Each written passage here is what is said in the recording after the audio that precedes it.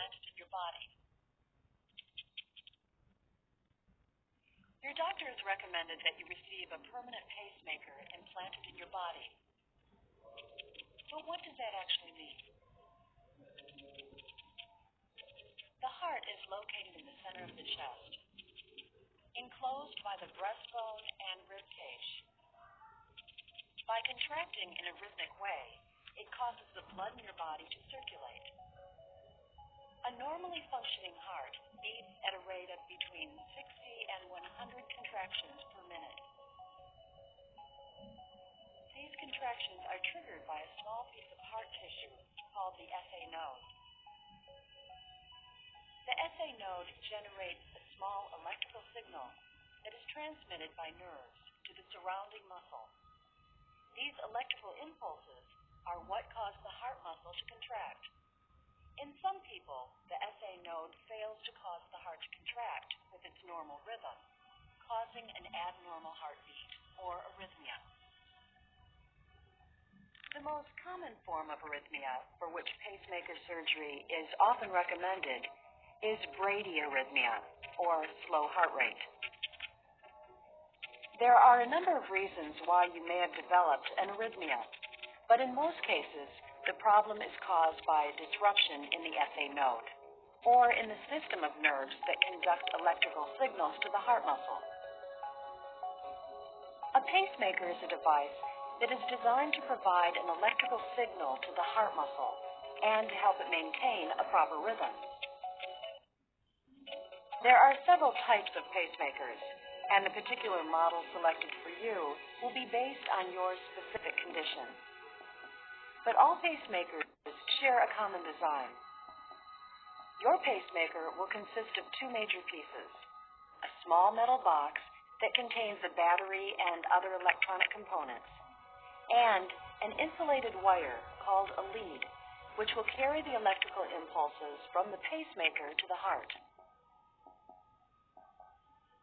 Your pacemaker will be permanently implanted in your chest, and depending on your condition, either one or two leads will be attached to the heart muscle.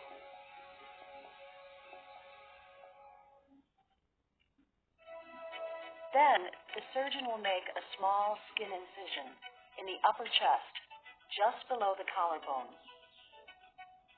A pocket is then created between the skin and the tissue that covers the chest muscle. Next, the team will use instruments called retractors to hold back the skin and underlying tissue. They'll locate a large blood vessel called the subclavian vein. Using a special needle and syringe, your doctor will puncture the wall of the vein.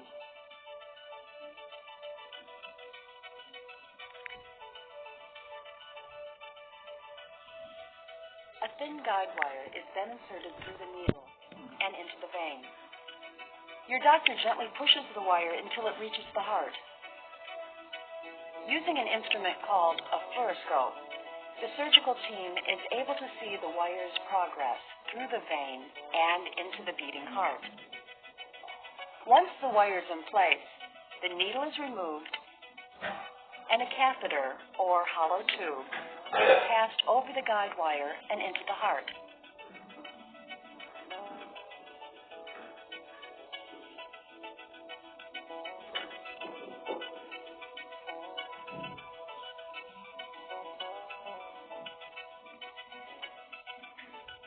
One or two leads are then passed through the catheter.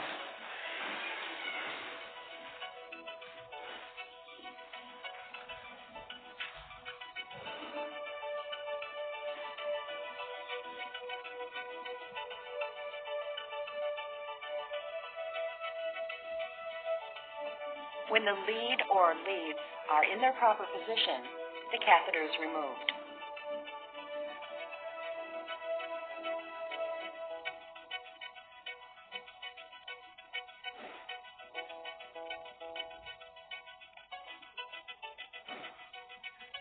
Finally, the lead is connected to the pacemaker. The pacemaker is inserted into the pocket below the collarbone. and the incision is closed.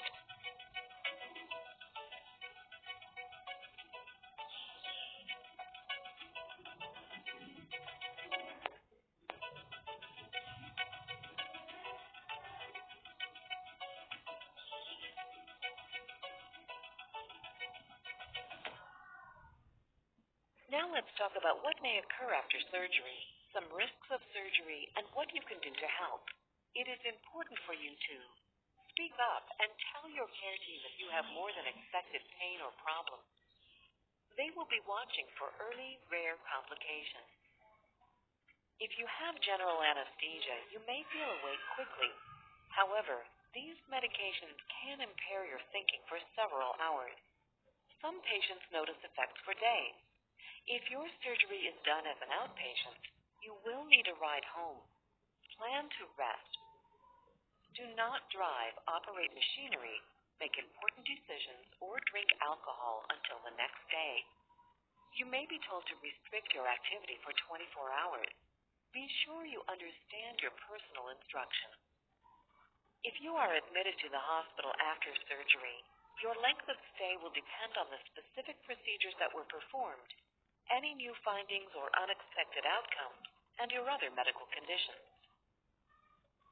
Before your surgery, know what is planned for you so that you can prepare. Results and immediate findings of the procedure may be provided the same day.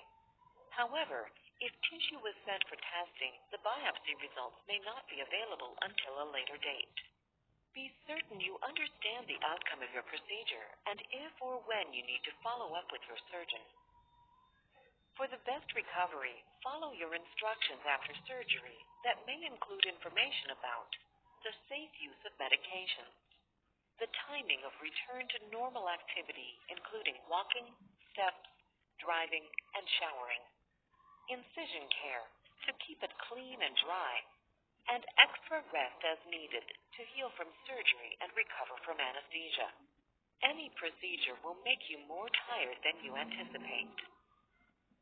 Depending on your procedure, you may or may not require narcotic opioid pain medication. Narcotic opioid pain medication is most effective the first 1 to 2 days. After that, narcotic medication worsens constipation and has other side effects. For this reason, you may receive a limited number of tablets with your prescription. Use all medication with care and only as instructed by your surgeon. You can help your body heal. Eat healthy foods. Avoid junk food, sugary drinks, and don't smoke. Smoking at high blood sugar slow healing. If you are instructed to use a heating pad or ice packs after surgery, each must be used carefully and as instructed to avoid accidental injury.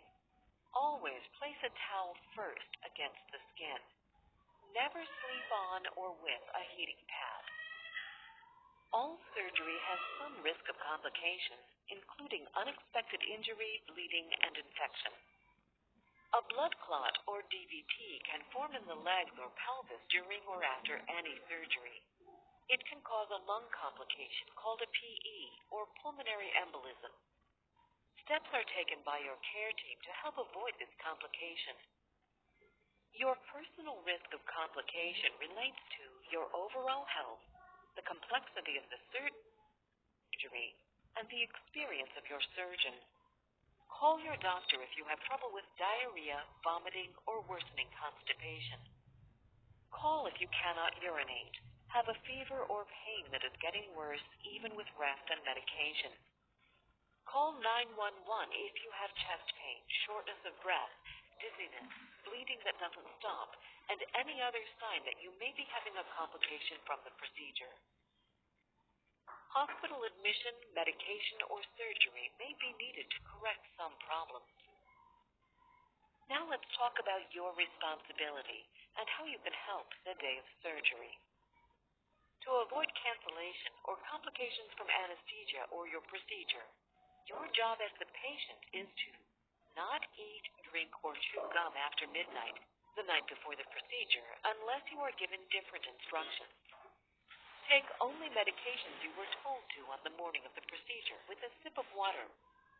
Follow instructions regarding aspirin and blood thinners before surgery, and arrive on time. You should be ready to verify or confirm your list of medical problems and surgery. All of your medications, including vitamins and supplements, your current smoking, alcohol, and drug use, and all allergies, especially to medications, latex, and tape.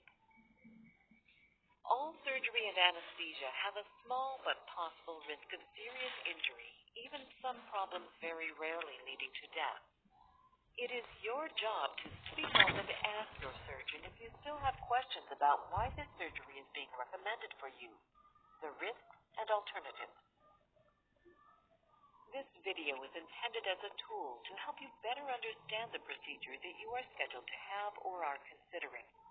It is not intended to replace any discussion, decision-making, or advice of your physician.